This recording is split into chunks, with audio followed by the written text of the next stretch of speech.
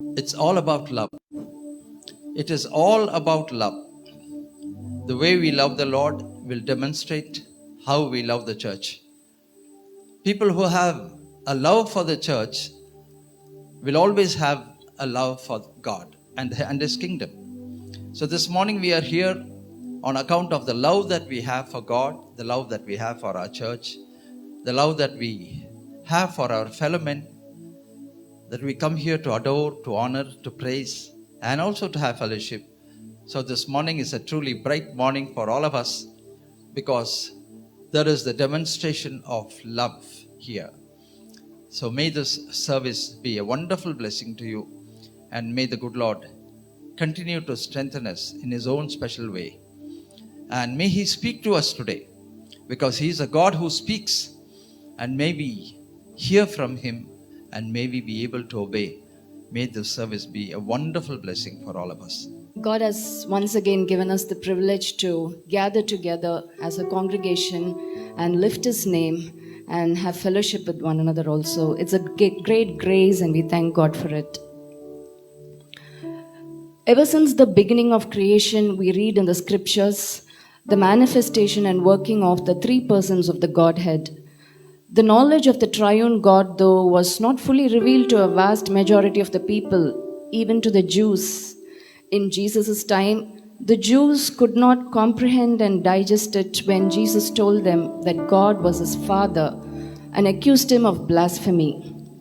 Though the mystery of the Trinity will be fully understood only when we meet God today by the light the Holy Spirit gives us, we are able to more and more understand about the Trinity and the Godhead, the Father, the Son, and the Holy Spirit, God in three persons, three and yet one, each with their uniqueness and yet of the same substance, complementing one another and working harmoniously with one another, each sporting great zeal for the other and each exalting the other. Let us sing this chorus and praise our awesome God.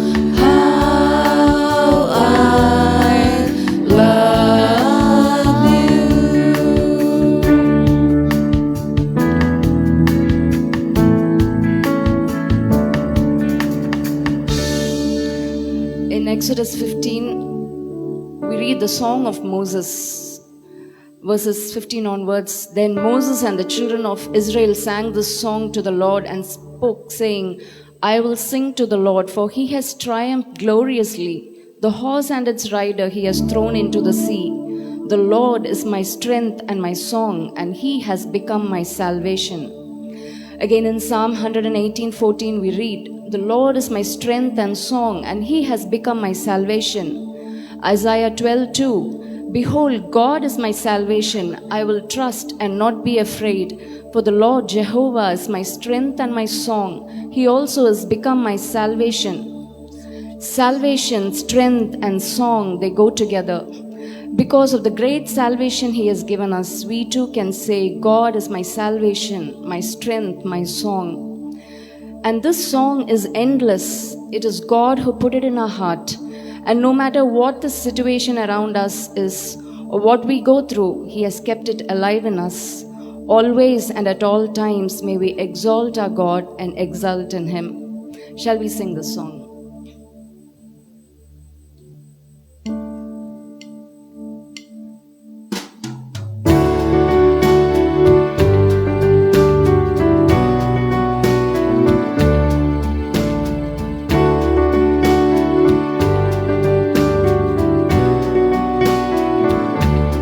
There is an endless song echoes in my soul.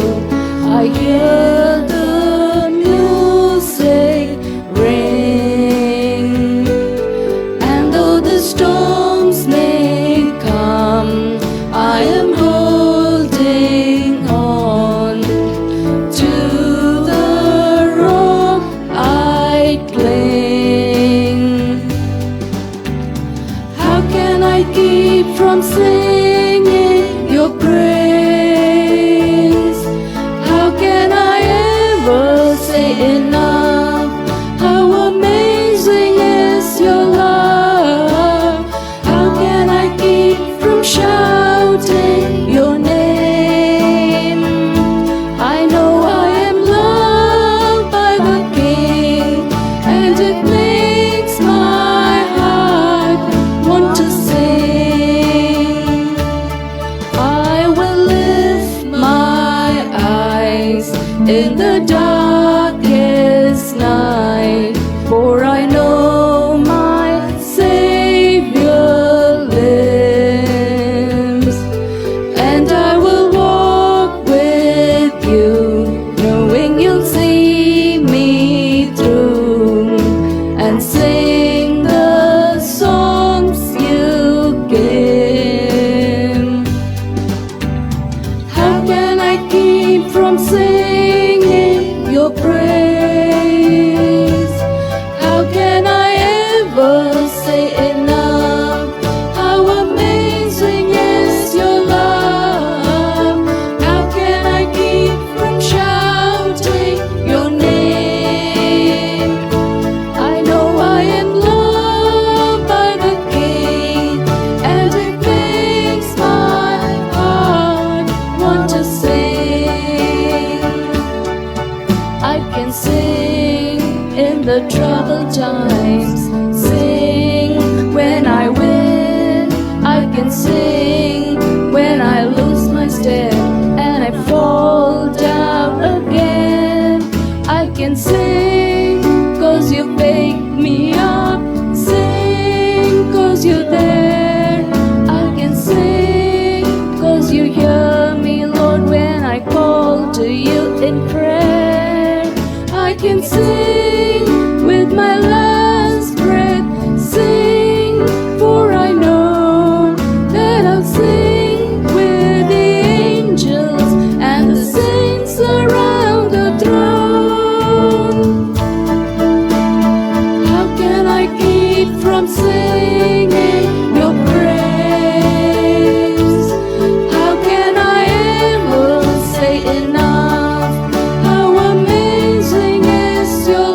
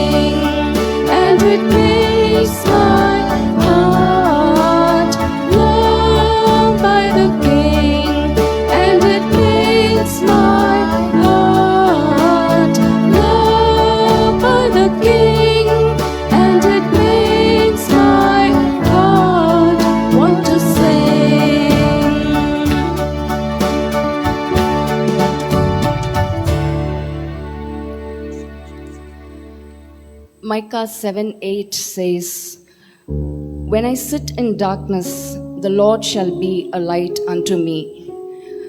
We find ourselves in situations where we know for sure what we should be doing, and we try to do that. And then we find ourselves in some situations where we just don't know what next to do. Maybe physically, what we have to do next, or our minds get so clouded, we just don't know the next right thought we should have. But as the psalmist says in Psalm 138, "If I say, surely the darkness shall cover me, even the night shall be light about me. Yeah, the darkness and the night are both alike to thee." Even though we may say that we are in dark and the darkness seems to engulf us, God, who is always light, is there to take our next step and keep for us. There were times formerly when we thought we knew what we had to do and we did it our own way, only to reap the bitter consequences. Today, we do not want to do that. We want to ask God to lead us. Even though it is dark, we want God to take that next step for us. Even as we sing this song, let us thank God for this light. He is that light. And let us surrender ourselves to His leading. Thus far, His power has brought us, and it will lead us home. Shall we sing this song prayerfully?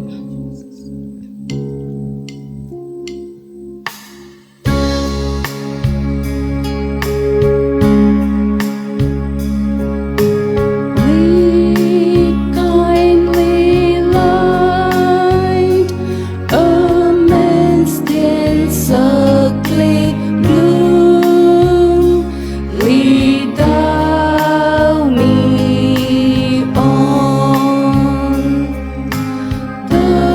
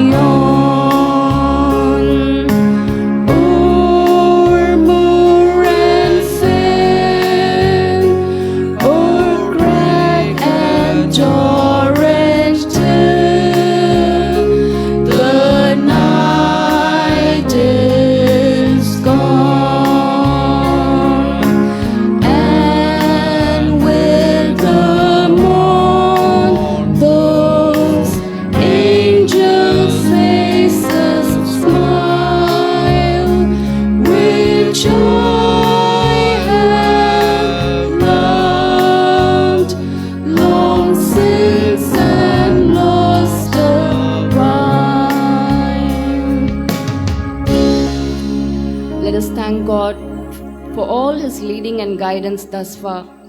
Many a time we have not really asked for His leading and guidance. Still He protected us. Still He did not withdraw from us. And He will continue to guide us and lead us when we ask Him to do it. Lord, we thank You for Your guidance, for Your protection. In You we find our protection. Though the situations may be dark and gloomy, and though we are stuck up at some point, Lord, in You we have a secure refuge. Lord, in You we have a sure hope. Lord, we thank You that we could praise You and we could understand many things about You. Lord, we thank You for the great triune God, the Father, the Son, and the Holy Spirit, God who loves us. And we can say today that we love You because You first loved us. And thank You for the song that You've put in our hearts and in our soul, an endless song that will go through our ages. It is a prayer that we will sing to You even in our last breath, so that we will sing to You forever when we meet You. Oh Lord, we commit each of us into Your loving hands. We offer this sacrifice. Please accept us. In the name of our Lord Jesus Christ, we pray. Amen. ప్రేమ కలిగిన మా ప్రియ పరలోకపు తండ్రి, మీ యొక్క సన్నిధిలో మోకరించుటకు నాయన మాకు అనుగ్రహింపబడిన కృపకై స్తోత్రములు. నాయన ఆత్మతో సత్యముతో మిమ్మల్ని ఆరాధించుటకు మమ్మలను జ్ఞాపకం చేసుకున్నామని యేసయ్య నామమున అడిగి వేడుకొంచున్నాము తండ్రి. ఆమేన్. ఈరోజు తెలుగు ఆరాధన నిమిత్తం ఒక 2 పాటలు పాడి దేవుణ్ణి ఆరాధిస్తాం. మొదటి పాటగా సాగిలపడి మృక్కెదము సత్యముతో అనేక పాట పాడదాం.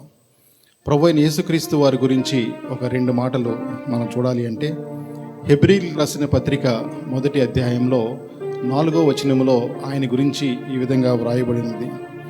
ఆయన దేవుని మహిమ యొక్క తేజస్సు, ఆయన తత్వము మూర్తిమంతమై ఉండి తన మహత్తు గల మాట చేత సమస్తమును నిర్వహించుచు పాపముల విషయములో శుద్ధీకరణ తానే చేసి దేవదూతల కంటే శ్రేష్టమైన నామము పొందెను.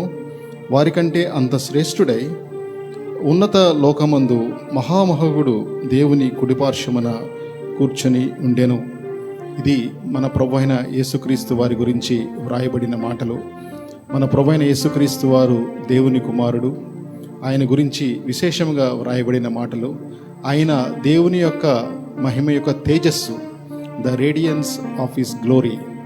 ఆయన దేవుని యొక్క ఆయన తత్వము యొక్క మూర్తిమత్వము, అంటే ఆయన గుణగుణాలన్నీ ఆయనలో కలిగి ఉన్నాయి. Is the exact replica of our God. తన మహత్తు గల మాట చేత సమస్తమును నిర్వహించుచున్నాడు. ఆయన మాట చేతనే ఈ యొక్క లోకము ఎన్ని కూడా నడుస్తూ ఉన్నాయి అని చెప్పాలి. ఆయన దేవదూతల కంటే శ్రేష్టమైన నామము పొందినవాడు. ఆయన అతి శ్రేష్ఠుడు, అందరిలో అతి శ్రేష్ఠుడు అని ఈ యొక్క పాట ద్వారా మనం దేవుణ్ణి ఆరాధిస్తాం. మన ప్రభువైన యేసుక్రీస్తు వారిని ఈ యొక్క పాట ద్వారా ఆరాధన చేస్తాం. ఆయన చేసిన రక్షణ కార్యమును బట్టి, ఆయన చేసిన ఆ యొక్క మహాకృపా కార్యమును బట్టి దేవాది దేవుడైన ఆ యొక్క ప్రభువుని ఆరాధన చేస్తాం. సాగిలపడి మృక్కెదము.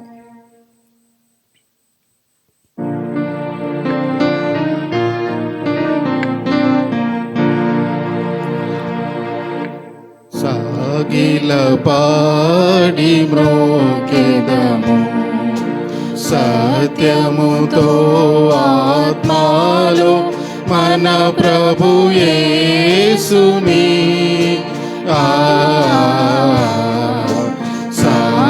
సాగిలపడి మ్రోకెదము. మోషే కంటే శ్రేష్ఠుడు, అన్ని మోసముల నుండి విడిపించున్. మోషే కంటే శ్రేష్ఠుడు, అన్ని మోసముల నుండి విడిపించున్. వేషధారులను ద్వేషించున్, ఆశతో మ్రోకెదము. వేషధారులను ద్వేషించున్, ఆశతో మ్రోకెదము.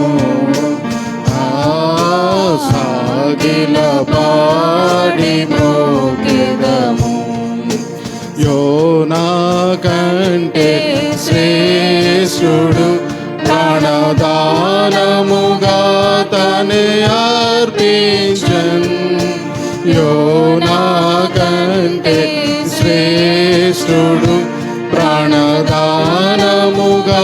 తను అర్పించన్, మానవులను విమోచించెన్, గణపరచి మ్రోకెదము. మానవులను విమోచించెన్, గణపరచి మ్రోకెదము. సాగిల పాడి మ్రోకెదము. అందరిలో అతి శ్రేష్ఠుడు, మనకందరికీ తానే ప్రభువు. అందరిలో అతి శ్రేష్ఠుడు, మనకందరికీ తానే ప్రభువు. హల్లెలూయకు పాత్రుండు, అనుదినము మ్రోకెదము. హల్లెలూయకు పాత్రుండు, అనుదినము మ్రోకెదము. సాగిల పాడి మ్రోకెదము. సత్యముతో ఆత్మలో మన ప్రభు యేసుని సాగిల పాడి మ్రోకెదము. ప్రభువుని ఆరాధించుటకు రెండవ పాట నిమిత్తం కీర్తన రాసిన గ్రంథంలోంచి 73వ అధ్యాయంలో 25వ వచనంలో ఈ విధంగా వ్రాయబడి ఉంది. కీర్తనకు రాసిన గ్రంథము 73, 25వ వచనంలో ఈ విధంగా వ్రాయబడి ఉంది.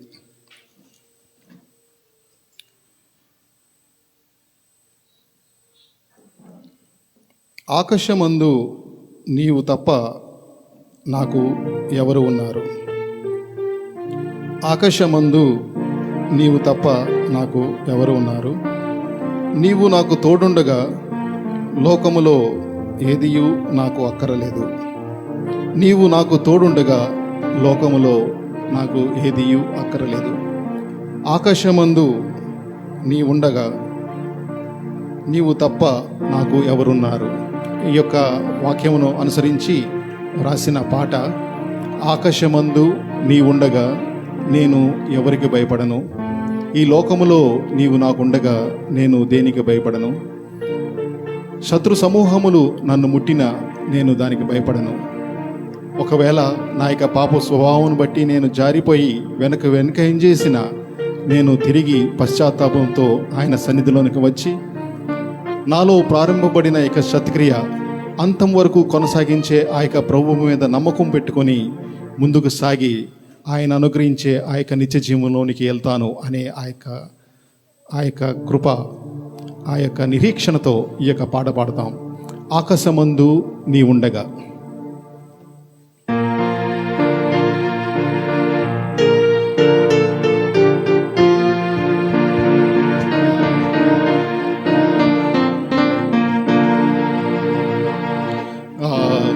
ఆకాశమందు నీ ఉండగా నేను ఎవరికి భయపడను.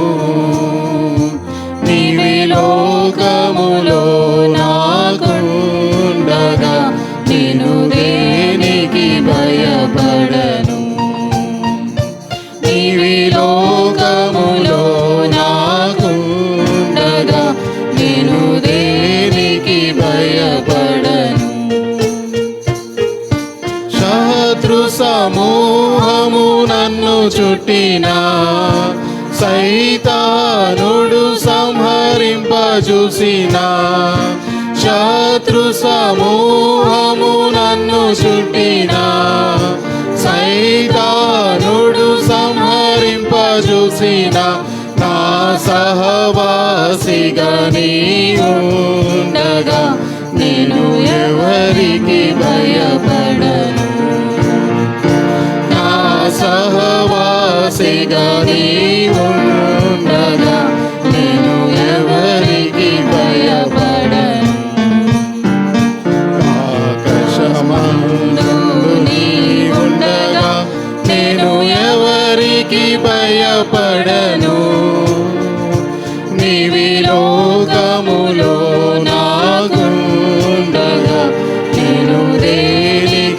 భయపడను.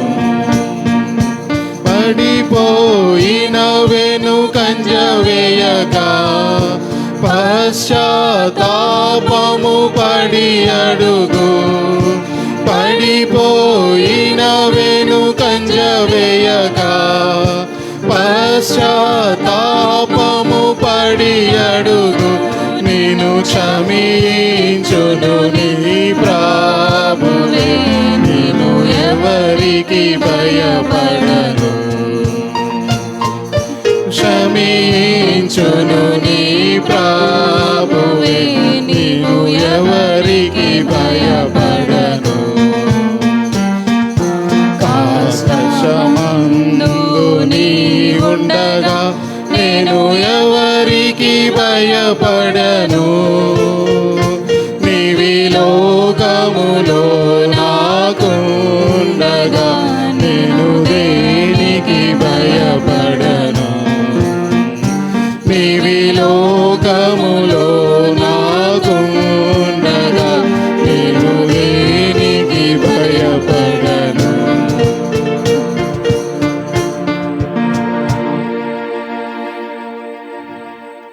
ప్రేమ నమ్మకం గల నాయన మా ప్రియ పరలోకపు తండ్రి, మీ ప్రియ కుమారుడు, మా రక్షకుడు, మా ప్రభు అయిన యేసుక్రీస్తు వారి యొక్క నామం పేరిట నాయన మీ యొక్క సన్నిధిలో చేరి మిమ్మల్ని ఆరాధించుటకు, స్తుతించుటకు, నాయన మిమ్మల్ని దేవునిగా శ్లాఘించుటకు, కొనియాడుటకు నాయన మాకు అనుగ్రహింపబడిన యొక్క తరుణముకై నాయన మీకు స్తోత్రం చెల్లించుకుంటున్నాం.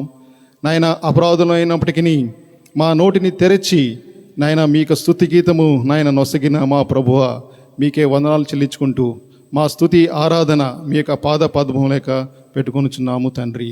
ఆమేన్. Thank you, teams, for leading us in meaningful worship. Worship lifts up our soul. It lifts up our soul so that our hearts are so ready to receive the word. Thank you once again. May I request Brother Vincent to come forward and help us with the reading of the word in Telugu. And yes. And Ajay to come forward and help us to read in English, please. Psalm 8 for responsive reading. We shall all stand up and read Psalm 8 for responsive reading in both languages. O Lord, our Lord, how majestic is your name in all the earth. You have set your glory above the heavens. యెహోవా మా ప్రభువా, ఆకాశములలో నీ మహిమను కనపరచువాడా, భూమి యందంతటా నీ నామము ఎంత ప్రభావము గలది.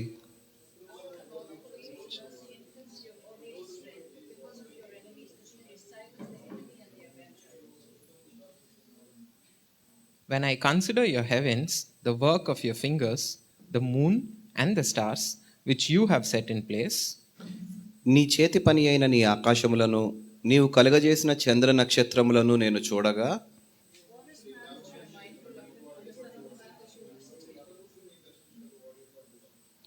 you made him a little lower than the heavenly beings and crowned him with glory and honor. దేవుని కంటే వానిని కొంచెము తక్కువ వానిగా చేసి ఉన్నావు, మహిమా ప్రభావములతో వానికి కిరీటము ధరింపజేసి ఉన్నావు.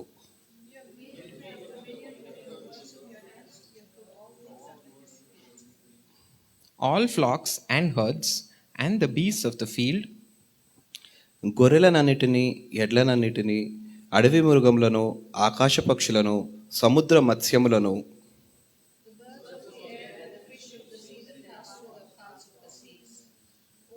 O Lord, our Jehovah Lord, how మా majestic is ప్రభువా, your name in all భూమి the earth. యందంతటా నీ నామము ఎంత ప్రభావము గలది. Glory be to the living God. జీవం గల దేవునికి మహిమ కలుగును గాక.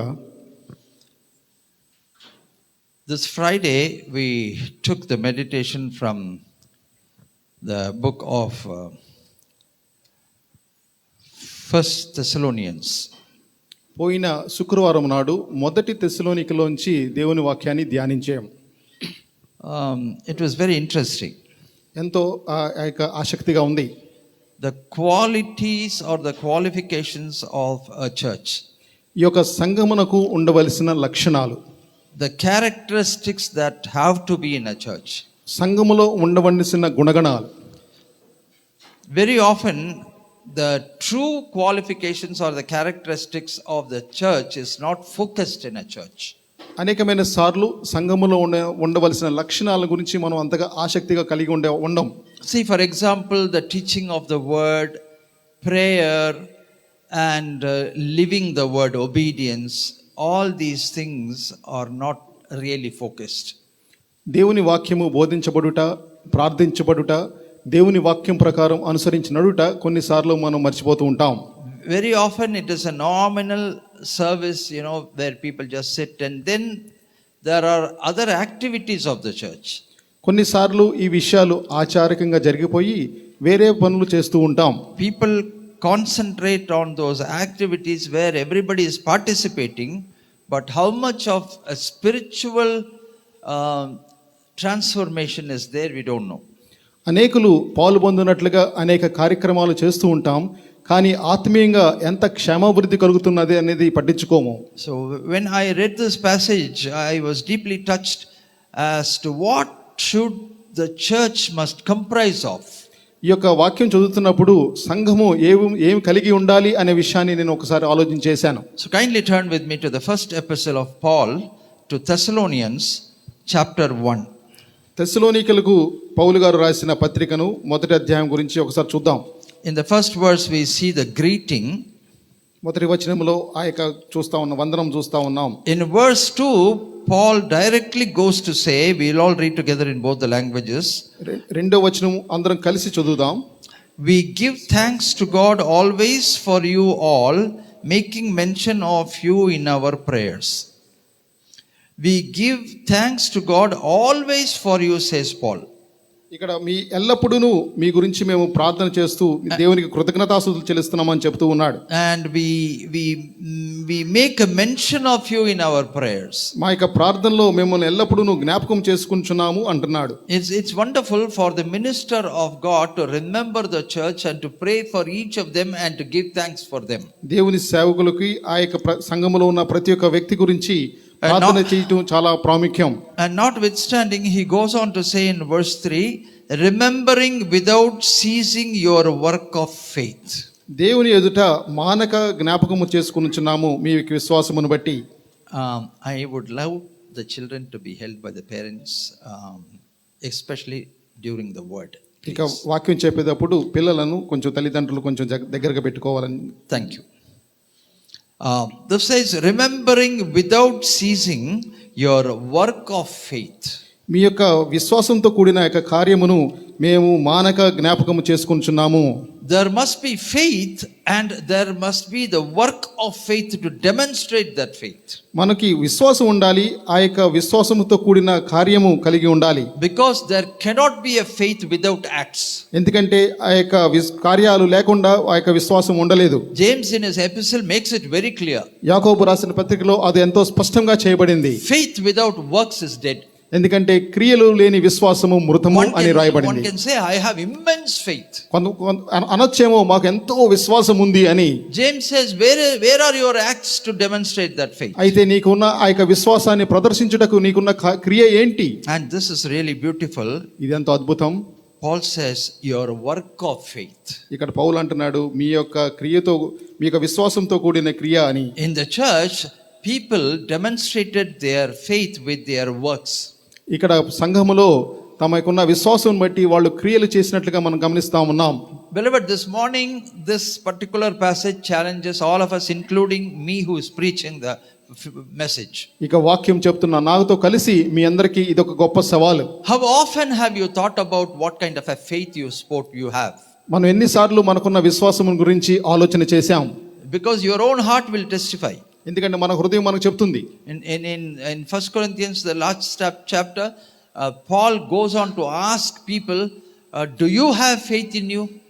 ఎందుకంటే మొదటి కొరింథీయులకు రాసిన పత్రిక చివరి అధ్యాయంలో పౌలు గారు అడుగుతున్నారు, మీ యందు మీరు విశ్వాసం కలిగి ఉన్నారా? He says, search within you and make sure that you have faith. మీలో విశ్వాసం కలిగి ఉన్నదా అని మీరు ఒకసారి పరీక్షించుకోండి అని పౌలు అంటూ ఉన్నాడు. Yes, if your heart says, yeah, I have faith, then what kind of a faith? మీకు ఒకవేళ మీ హృదయం కనుక నాలో విశ్వాసం ఉంది అని చెప్పినట్లయితే ఎటువంటి విశ్వాసం అది? Is it a faith that can just get toppled over small challenges of life? చిన్న సవాలు రాగానే పడిపోయే విశ్వాసమా? Or is it a persevering faith? ఎంతో ఓర్పు కలిగి నిలకడగా ఉండే ఉండే విశ్వాసమా? If your heart says, yes, I have persevering faith, thank God. ఒకవేళ మన హృదయంగా నాకు ఓపికతో కలిగిన ఆ యొక్క విశ్వాసం ఉంటే అంటే దేవునికి వందనాలు. And faith is not imagination. అది ఒక ఫెయిత్, విశ్వాసం అనేది ఏదో ఆలోచించేది కాదు. We just cannot imagine I have faith. ఏదో ఊహాపూరితమైనది కాదు. Faith is not hallucination. అది ఊహ కాదు. Faith is not a concept. అది ఒక అంశం కాదు. Faith is a practical application. అది ప్రయోగాత్మకంగా పనిచేసేది. So while we search our heart, within our hearts, what kind of faith we have, we also have to search within us as to what kind of acts are there in our demonstration of the faith. మన హృదయాల్లో ఎటువంటి విశ్వాసం ఉన్నది అని పరీక్షించుకుంటున్నప్పుడు మనం గమనించాలి, మన హృదయాల్లో ఎటువంటి విశ్వాసంతో కూడిన క్రియలు ఉన్నాయా అని. And if your heart says, yes, I have acts of faith, thank God for that. ఒకవేళ విశ్వాసంతో కూడిన క్రియలు మనలో ఉన్నట్లయితే దేవునికి వందనాలు. That is something Paul commends here in the church of Thessalonians. తెస్సలోనికీయులకు చెప్తూ ఆ యొక్క పౌలు గారు చెప్తున్న మాటలు ఇవి. So put it deep down in your heart, the work of faith. ఎంతో స్పష్టంగా మీ హృదయాల్లో నాటబడినవండి విశ్వాసంతో కూడిన క్రియలు. Ask God to grant you the act of faith. మీ విశ్వాసంతో కూడిన క్రియలు అనుగ్రహించమని దేవుణ్ణి ప్రార్థిద్దాం. Only when we act and demonstrate the faith, when things happen, we will move to the next level of faith. మనం కేవలము ఆ యొక్క క్రియ ద్వారా ఆ యొక్క విశ్వాసం కలిగి ఉంటే మాత్రమే మనం ఉన్నత స్థానానికి ఎదగలం. I keep repeating to you the steps of transformation. నేను ఎప్పుడు కూడా మీ యొక్క రూపాంతరం గురించి నా యొక్క మెట్లు చెప్తూ ఉంటాను. From one level of grace to another level of grace. ఒక కృప నుంచి రెండవ కృపలోనికి. One level of strength to another level of strength. బలము నుంచి బలములోనికి. One level of power to another level of శక్తిలో power. నుంచి శక్తిలోనికి. One level of faith to another level of విశ్వాసము faith. నుంచి మరొక వెట్టుకి. One level of holiness to another level of holiness. ఒక పరిస్థితి అయిన పరిశుద్ధతలో నుంచి మరొక ఎత్తులోనికి. And then one level of glory to the other level of ఒక రకమైన మహిమలో నుంచి మరొక ఉన్నతమైన So మహిమలోనికి. if we have to go from one level of faith to the other level of faith, beloved, we need to demonstrate it with actions. ఒక విశ్వాసంలో ఒక మెట్టు నుంచి మరొక మెట్టుకి వెళ్ళాలి అంటే ఆ యొక్క క్రియారూపకంగా విశ్వాసం ఉండాలి. James asks one beautiful question about Abraham. He says, did not Abraham demonstrate his faith by the act of putting his only son on the altar? యాకోబు రాసిన పత్రికలో ఒక అద్భుతమైన ప్రశ్న యాకోబు గారు అడుగుతున్నారు. అబ్రహాము తన కుమారుని ఇస్సాకుని ఆ యొక్క బలిపీఠం మీద పెట్టడం ద్వారా మాత్రమే కదా ఆయన విశ్వాసం చూపించాడు అని. And he was attested by God himself as a faithful person. అప్పుడు దేవుడి చేత అతను అంగీకరింపబడ్డాడు, ఇతను విశ్వాసం గలవాడు అని. That is why he was known as the father of faith. అందుకే అతని విశ్వాసులకు తండ్రి అంటాం. We need to at least be sons of faith, beloved. At least మనం కనీసము ఆ యొక్క విశ్వాసకు పిల్లల్లాగానే ఉండాలి. If not, at least grandchildren of faith. కనీసం మనవల్లానే ఉండాలి చిన్నగా. Leave alone being the father of faith. ఒకవేళ విశ్వాసం తండ్రిగా లేకపోయినప్పటికీ, Or else at least great grandchildren of faith. ఒకవేళ అందకపోతే ముదుమనవల్లానే ఉండాలి. Somewhere we need to start ఏదో ఒక స్థానంలో and then ఉండాలి. keep moving on. అక్కడి నుంచి ముందుకు వెళ్ళాలి. So the first point is work of faith. మొట్టమొదటి విషయం ఏంటంటే ఆ యొక్క విశ్వాసం కూడిన క్రియ. And the second point that Paul commends here, he says labor of love. రెండవ విషయం చెప్తున్నాడు, ఆ యొక్క ప్రేమతో కూడిన ప్రయాస. No, he is not definitely talking about labor pains on account of love. ఇక ప్రేమతో వచ్చిన ఆ యొక్క ప్రయాస గురించి చెప్పటం లేదు. He is talking about the labor of love. అక్కడ ప్రేమతో కూడిన ప్రయాస అంటున్నాడు. That means if you have love, you will need to work for that love. ఒకవేళ మనకు ఆ యొక్క ప్రేమ ఉన్నట్లయితే ఆ యొక్క ప్రేమను గురించి మనం ప్రయాసపడతాం. You know, Jacob loved his beloved lover girl. యాకోబు తన ప్రియురాలిని ప్రేమించాడు. What he did, he was ready to work for 7 years. ఆమె కోసం 7 సంవత్సరాలు పనిచేశాడు. He was ready to work for her for 7 years. ఆమె కోసం 7 సంవత్సరాలు పనిచేశాడు. Hard work. ఎంతో కష్టమైన పని. Almost like a slave. ఎంతో ఒక బానిసలాగా పనిచేశాడు. But what happened when that night came? He was duped, he was deceived. కాదు, ఆ రాత్రి వచ్చినప్పుడు అతను మోసగింపబడ్డాడు. And the father-in-law decided to give him a choice. అక్కడ మామగారు ఆయనకు ఒక చాయిస్ ఇచ్చాడు. If you still need your lover girl, ఒకవేళ నీకు ఆ యొక్క నువ్వు ప్రేమించిన అమ్మాయి కావాలి అంటే you need to work for her for another 7 years. ఇంకొక 7 సంవత్సరాలు పని చేయాలి అని. It was very difficult. ఎంతో కష్టమైంది. He got what he did not bargain. అతను అడగంది అతనికి దొరికింది. His love was so intense, so deep that he didn't even know who that was in the night. ఆ రోజు ఎంతో ఆయన ప్రేమ ఎంతో ఉన్నతంగా ఉంది. ఆ రోజు ఎవరున్నారో అతనికి తెలియలేదు. Such powerful love. ఎంతో శక్తివంతమైన ప్రేమ. So when the father-in-law so graciously offered him that I will give you your lover girl, work for me for another 7 years, he immediately obeyed. తన ప్రేమించిన ఆమె కొరకు ఇంకొక 7 సంవత్సరాలు పని చేయాలన్నప్పుడు అతను వెంటనే అంగీకరించాడు. Beloved, that is about the labor of love. దాన్నే మనం ప్రేమలో ఉన్న ప్రయాస అంటాం. See, if you love somebody, you will not hesitate to work for them. వారు గనక ఎవరైనా ప్రేమించినట్లయితే వారి కోసం పని చేయుటకు మనం పెద్దగా పట్టించుకోము. Take for example the husband and wife relationship. ఒకవేళ మనం భార్యాభర్తల గురించి మనం ఆలోచించినట్లయితే, If they truly love for each other, they'll be willing to do anything for each other. వారు ఒకళ్ళని ప్రేమించుకుంటున్నారు కాబట్టి వారు ఏదైనా చేయడానికి సిద్ధంగా ఉన్నారు. If there is no love, in case somebody is asking for a cup of tea, they'll say you go and prepare it. వారిలో ప్రేమ లేకపోతే ఎవరైనా ఒక కప్పు కాఫీ కావాలంటే మీరు వెళ్ళి చేసుకోండి అంటారు. No, what I'm saying is not new to you. మీ అందరికి తెలియని విషయం కాదు. This happens in the world. ఇది ప్రపంచంలో జరిగే విషయమే. For the person whom you love, you will be willing to serve.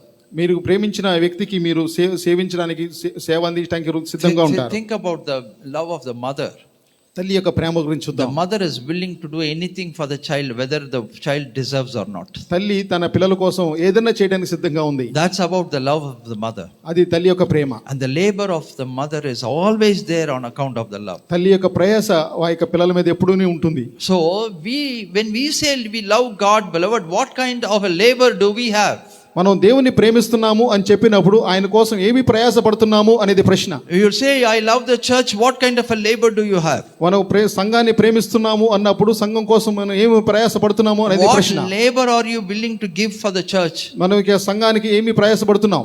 In many churches, pastors only want the people to come, stand, sit, hold their hands like this, don't even bring the Bible, just sit, give the offering, go. కొన్ని సంఘాల్లో ఆ యొక్క వారు నించొని కూర్చొని వెళ్ళిపోతూ ఉంటారు. Where is the labor of love in that church? ఆ యొక్క సంఘంలో దేవుని యొక్క ప్రేమను బట్టి ఉన్న ప్రయాసం ఏది? How could we call that a church? అది అని సంఘము అని ఎలాగా పిలవగలం? Oh, it is just about subscription and it is just about membership. You come, you go. దాంట్లో ఏదో సంఘ సభ్యత్వం దొరుకుతుంది, వచ్చి వెళ్తూ ఉండటమే. As long as you give your subscription, I am happy. మీరు మీ యొక్క సంఘానికి ఆ విధంగా డబ్బులు ఇస్తున్నప్పుడు నాకు సంతోషం. That's not the church. The concept of అటువంటిది సంఘం కాదు. If you love the church, you will labor for it. మీరు సంఘాన్ని ప్రేమించినట్లయితే ఆ యొక్క సంఘం కోసం ప్రయాసపడతారు, without expecting anything back. ఏది కూడా ఆశించకుండా. You will wholeheartedly give yourself. మీకు పూర్ణ హృదయంతో సంఘం కోసం ప్రయత్నం చేస్తారు. So that is about the labor of love. అది ప్రేమలో ఉన్న ప్రయాస. The church in Thessalonians was rich in the labor of love. ఇక తెస్సలోనిక సంఘము అటువంటి ప్రయాసలో గొప్పగా ఉన్నది. The first one was your work of faith. మొదటిగా మీ యొక్క విశ్వాసంతో కూడిన క్రియలు. The second one is the labor of love. రెండవది ఆ యొక్క విశ్వాసం, ఆ యొక్క ప్రేమ, ప్రయాసతో కూడిన ప్రేమ. And the third point is the patience of hope. మూడవది నిరీక్షణతో కూడిన ఓర్పు. Patience of hope in our Lord Jesus Christ in the sight of our God the Father. నిరీక్షణతో కూడిన ఓర్పు, ప్రభువైన యేసుక్రీస్తు నందలి నిరీక్షణతో కూడిన ఓర్పు. Oh, now consider this, patience of hope or patience in hope. ఈ యొక్క విషయాన్ని గమనించండి, నిరీక్షణతో కూడిన ఓర్పు. Now what does that mean? దాని అర్థం ఏంటి? If you are hopeful about something, మీరు దేని గురించి నిరీక్షిస్తున్నట్లయితే you need to have patience. దాని గురించి మనం ఓర్పు కలిగి ఉండాలి. You need to have perseverance. దాని గురించిన ఓర్పు కలిగి ఉండాలి. That is about hope. అది దాని అర్థమే నిరీక్షణ. If you constantly hope and think yes the Lord is going to do to it, it definitely requires a lot of patience. దేవుడు మన జీవితాల్లో ఏదైనా ఒక విషయం చేస్తాడు అని నిరీక్షించినట్లయితే దానికోసం మనం ఆ యొక్క ఓర్పు కలిగి ఉండాలి. Beloved, in life I want to tell you, impatience destroys many things. నేను చెప్పనివ్వండి, మనకి జీవితాల్లో ఓర్పు లేనితనం ఉంటే దాన్ని మన జీవితాలు పాడు చేస్తుంది. Impatience destroys relationships. మన యొక్క ఓర్పు లేని వారమైతే మనకు సంబంధాల గురించి పాడైపోతాయి. Impatience destroys hope. ఎందుకంటే ఆ యొక్క ఓర్పు లేనితనం ఆ యొక్క నిరీక్షణ పాడు చేస్తుంది. Impatience just destroys anything that the Lord may have in store for you because you are too quick to act in negativity. దేవుడు మన ఎడల ఉంచిన ఆ యొక్క ఉన్నతమైన స్థితులన్నింటినీ కూడా పాడు చేసే అవకాశం ఉంది మనకు ఓపిక లేకపోతే. So as children of God, we are called to hope in patience. దేవుని బిడ్డలంగా ఆ యొక్క నిరీక్షణతో కూడిన ఆ యొక్క ఓర్పు కలిగి ఉండాలి అని చెప్పబడుతున్నాం. Patience will always have its fruit. ఈ యొక్క నిరీక్షణతో కూడిన ఓర్పు ఎల్లప్పుడూ ప్రతిఫలం. So if ever you see somebody in your life who is, constantly patient, don't think that they are weak bodies. మనకి జీవితంలో కనుక మనం ఎవరినన్నా ఓర్పు కలిగి ఉన్న వారిని చూసినట్లయితే వారు బలహీనులు అని అనుకోవద్దు. The natural tendency is to think about patient people as weak people. They are not able to do anything. కొంతమందిని మనం చూసినప్పుడు వారు ఓర్పుతో కలిగిన వారైతే వాళ్ళని బలహీనులు అనుకుంటాం. Patience is not weakness. ఆ యొక్క ఓర్పు కలిగి ఉంట అది బలహీనత కాదు. Patience is a great strength. ఓపిక కలిగి ఉంట ఎంతో అద్భుతమైన బలం. It is backed by hope. అది నిరీక్షణతో కలిగి ఉంది. That the Lord will do this for me. ఎందుకంటే ప్రభువైన యేసుక్రీస్తు వారు ఆ పని చేస్తారు. The Lord will not forsake me. ప్రభువైన యేసుక్రీస్తు వారు నన్ను విరుడు ఎరబాయుడు అని. God will act for me. దేవుడే నా కోసం పనిచేస్తాడు అని. And this is what the qualification of the church. ఇది సంఘానికి ఉండవలసిన లక్షణం. The clergy they have a responsibility towards instilling all these things in the minds of the congregation. దేవుని సేవకులుగా వారందరికీ ఇటువంటి మనసును సంఘ సభ్యుల్లో పెట్టాలి. That kind of a church will be the true church. అటువంటి సంఘము నిజమైన సంఘంగా ఉంటుంది. That church will be a lasting church. అటువంటి సంఘము చిరకాలం ఉండే సంఘంగా ఉంటుంది. That kind of a church will not be confounded or put to shame in the coming of the Lord. అటువంటి సంఘము ఎప్పుడు కూడా సిగ్గుపరచబడేదిగా ఉంటుంది. And then he goes on to say a few more things. తర్వాత ఇంకో కొన్ని విషయాలు చెప్తున్నాడు. Verse 4 and 5 we'll read together. 4-5 వచనాలు కలిసి చదువుదాం. For our gospel, verse 4. Knowing, beloved brother, you are elected by God. You need to know your election by God. మీరు ఏర్పరచబడిన వారు అన్న సంగతి మీరు తెలుసుకోవాలి. What is election? ఏర్పరచబడడం అంటే ఏంటి? Right now elections are going on in one big church in Tamil Nadu.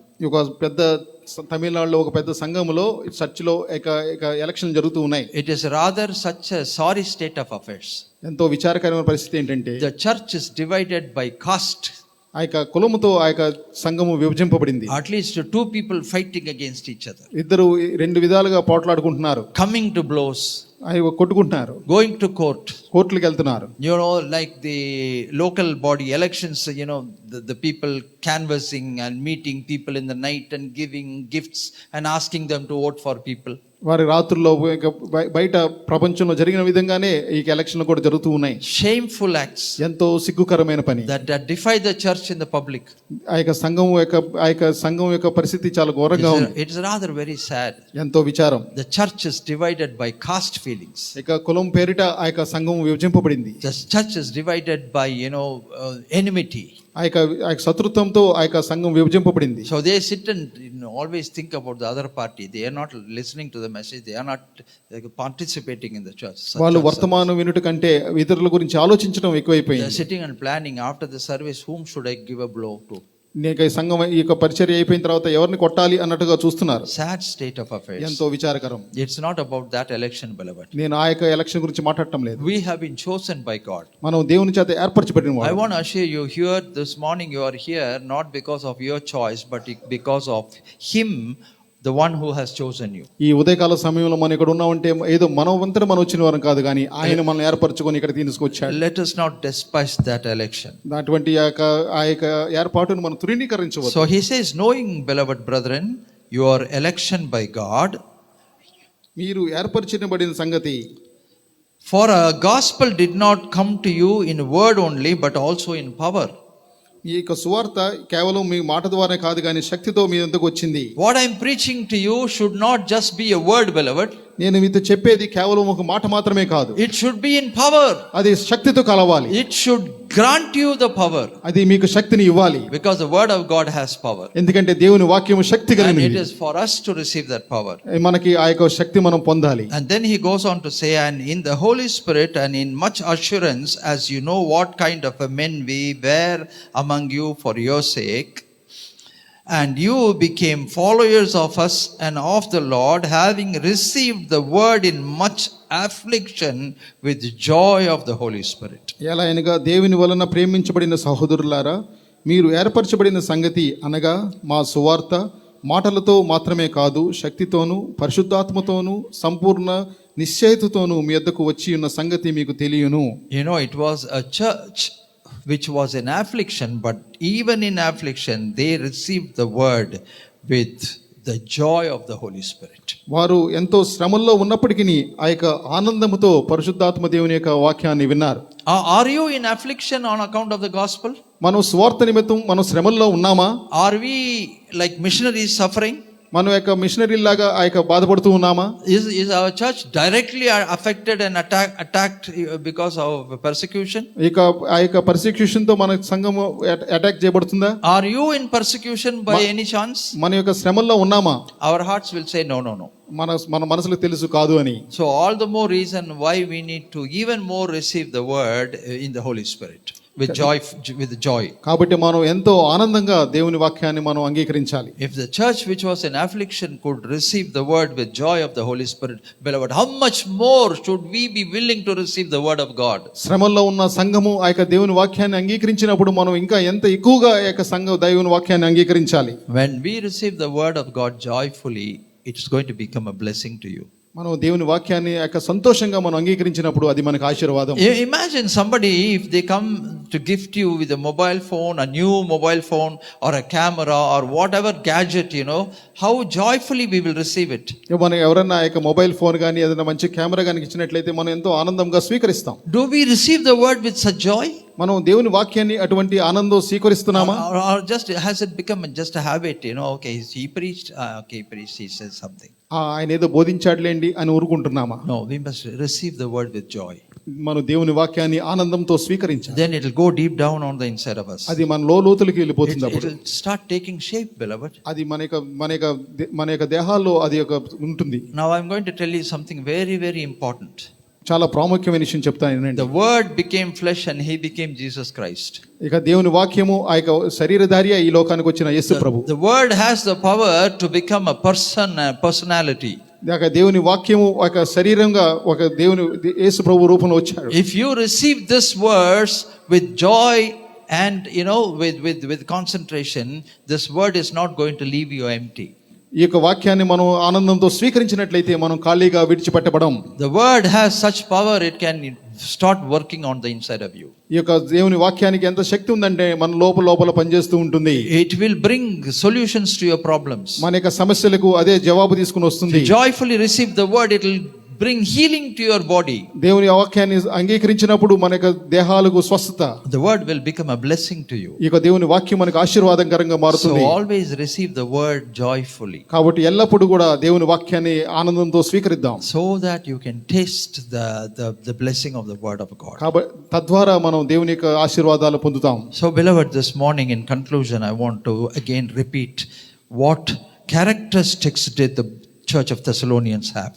ఈ యొక్క తెస్సలోనిక సంఘములో ఉన్న గుణగణాల గురించి మరొకసారి చెప్పి ముగిద్దాం. The work of faith, విశ్వాసముతో కూడిన క్రియలు, the labor of love, ప్రేమకు the patience of hope, ఆ యొక్క విశ్వాసముతో ఆ యొక్క ఓపికతో కూడిన నిరీక్షణ. and even in affliction they received the word with joy, the word in the Holy Spirit. ఎంతో శ్రమల్లో ఉన్నప్పటికీ ఆనందముతో ఆ యొక్క వాక్యాన్ని స్వీకరించారు. Receiving the word with joy of the Holy Spirit. దేవుని వాక్యాన్ని ఎంతో ఆనందంతో వారు అంగీకరించారు. May these words never leave your mind. ఇటువంటి ఈ వాక్యము మన యొక్క జీవితాల్లో ఎప్పుడు మర్చిపోకండి. It's my prayer through the week these words will echo within you. నేను ఇటువంటి ఈ మాటలన్నీ మన మనసులో తిరుగుతూ ఉండాలని నా యొక్క ప్రార్థన. The time that you stand near the kitchen and start cooking, may these words echo and resound within your mind. మన వంటగదిలో నుంచొని వంట చేస్తున్నప్పుడు ఈ మాటలు మనకు ప్రతిబింబించాలి. The time you take the elevator in your office, may these words resound within you. మన యొక్క ఎలివేటర్ లో ఆఫీస్ లోకి వెళ్తున్నప్పుడు ఈ మాటలు ప్రతిధ్వనించాలి. While you are busy working on the laptop, may these words resound through this week. Laptop మీద మనం పని చేసుకుంటున్నప్పుడు ఈ వాక్యం మనలో ప్రతిధ్వనించాలి. And may these words take wonderful meaning in your life, beloved. ఈ వాక్యం మన యొక్క జీవితాల్లో అర్థమైనటువంటి ఆ యొక్క స్వరూపంలోకి మారాలి. Shall we close our eyes and commit our hearts into the hands of our living God in prayer, please? జీవంగా దేవునికి మన యొక్క హృదయాలను ఆత్మలను అప్పగించుకుందాం. Shall we all stand up? Shall we together say, "Bless the Lord, O my soul, and all that is within me, bless his holy name. Bless the Lord, O my soul, and forget not all his benefits. May the grace of our Lord Jesus Christ, the love of God, the sweet fellowship of the Holy Spirit rest and abide with all of us now and forevermore. Amen. God bless you.